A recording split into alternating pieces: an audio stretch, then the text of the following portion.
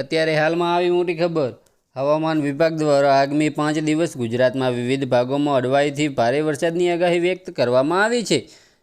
જેમાં આગામી 2 દિવસ ઉત્તર ગુજરાતમાં અને મધ્ય ગુજરાતમાં વરસાદની સંભાવના વ્યક્ત કરવામાં આવી છે.